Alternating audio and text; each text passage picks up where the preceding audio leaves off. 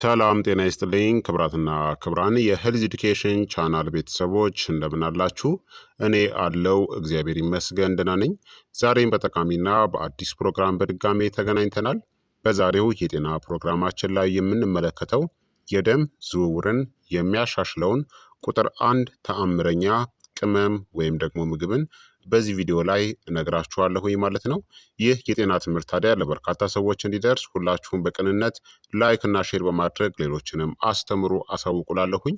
ጥያቄያችሁን በኮሜንት ላይ አስፍሩልኝ እመልስላችኋለሁኝ። በቀጥታ ወደ ጤና ትምህርታችን የማልፍ ይሆናል። ሁልጊዜ እጅና እግራችሁ ይቀዘቅዛችኋል ወይስ ደግሞ ያለ ምክንያት ቶሎ ቶሎ ይደክማችኋል? ብዙዎቻችን ለእነዚህ ምልክቶች ትኩረትን አንሰጥም። ነገር ግን ምክንያቱ ደካማ የደም ዝውውር ሊሆን ይችላል። ደም በሰውነታችን ውስጥ በአግባቡ ካልተዘዋወረ ኦክስጅንና አልሚ ምግቦች ወደ ፈለግንበት ቦታ መድረስ አይችሉም። ዛሬ በሳይንስ የተረጋገጠ በቤታችን የሚገኝና የደም ዝውውርን በሚያስደንቅ ሁኔታ የሚያነቃቃውን ቁጥር አንድ ተአምረኛ ምግብን እነግራችኋለሁኝ። ይህም ምግብ እንዴት መመገብ እንዳለባችሁ እናም መቼ ቢበላ ከፍተኛ ጥቅምና ለውጥን እንደምታገኙም በግልጽ እንመለከታለን። እስከ መጨረሻው ታዲያ አብራችሁን ቆዩ። ቁጥር አንድ የምንለው ምግብ ምንድን ነው? ይህ ቁጥር አንድ ተአምረኛ ምግብ ዝንጅብል ነው።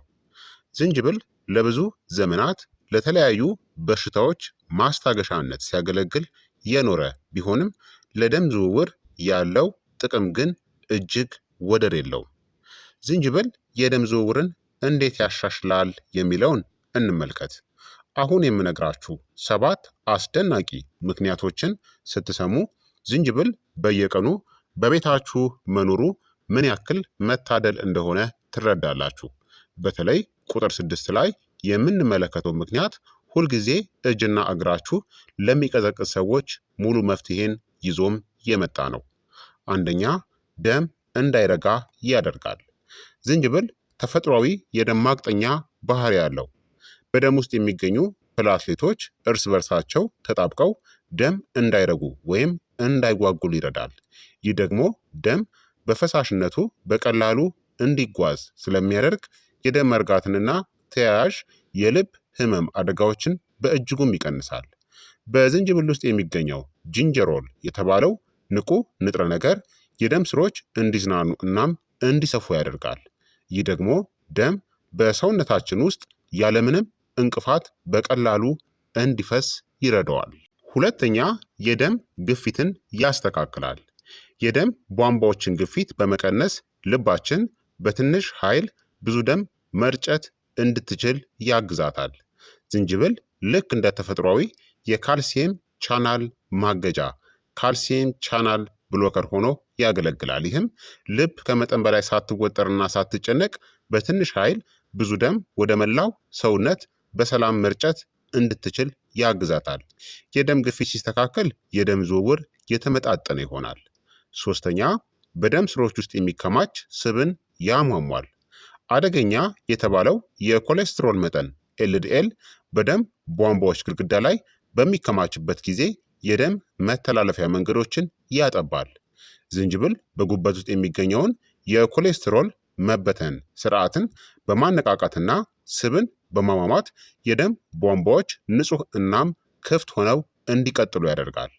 በደም ቧንቧዎች ግድግዳ ላይ የሚቀመጡ አደገኛ ስቦችን በማሟሟት የደም ፍሰቱን ያፋጥነዋል። አራተኛ፣ የደም ስሮችን በማዝናናት ፍሰትን ይጨምራል። በዝንጅብል ውስጥ የሚገኘው ዋነኛው ንቁ ንጥረ ነገር ጂንጀሮል ይባላል።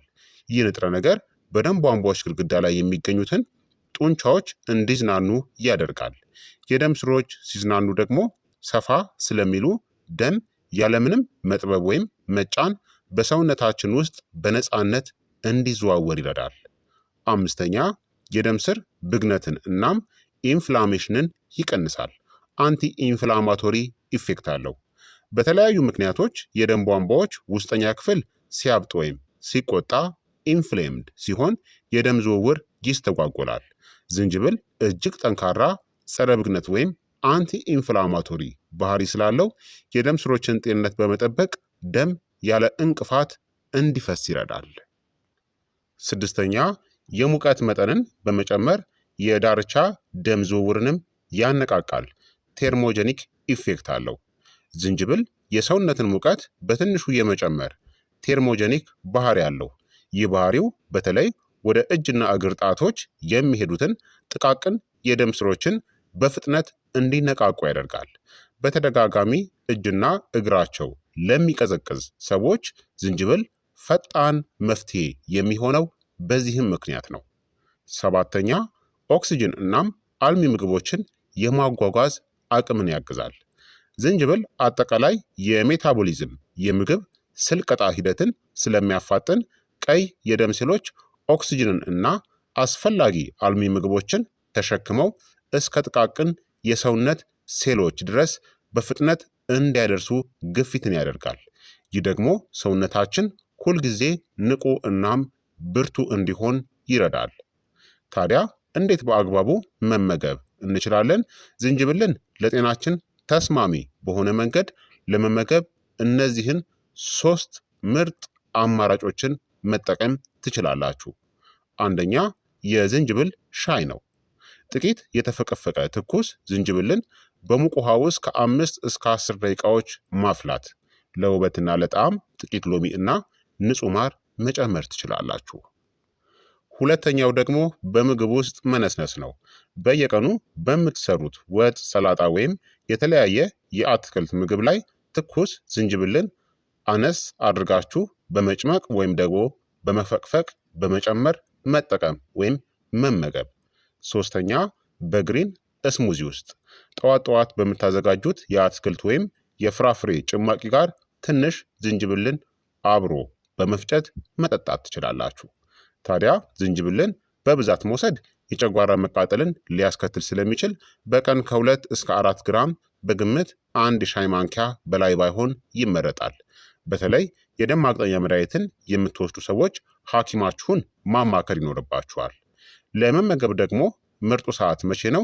የዝንጅብልን ሙሉ የጤና ጥቅም ለማግኘት የሚመከሩ 2 ምርጥ ሰዓቶች አሉ። የመጀመሪያውና ምርጡ ሰዓት ጠዋት በባዶ ሆድ ነው። ጠዋት ተነስታችሁ የዝንጅብል ሻይ መጠጣት የደም ዝውውርን ወዲያውኑ ከማነቃቃቱም በላይ የሰውነት ሜታቦሊዝምን በመጨመር ቀኑን ሙሉ ንቁ እናም ቀልጣፋ እንድትሆኑ ያደርጋችኋል። ታዲያ የጨጓራ በሽታ ካለባችሁ፣ የጨጓራ አሲድ ወደ ላይ ወይም ወደ አፍ መመለስ ካለባችሁ በባዶ ሆድ እንዳትሞክሩ። ሁለተኛው ሰዓት ታዲያ ከምግብ በፊት ነው። ከዋና ምግብ ከ30 ደቂቃ አስቀድማችሁ መውሰድ የምግብ መፈጨት ስርዓትን ያፋጥናል።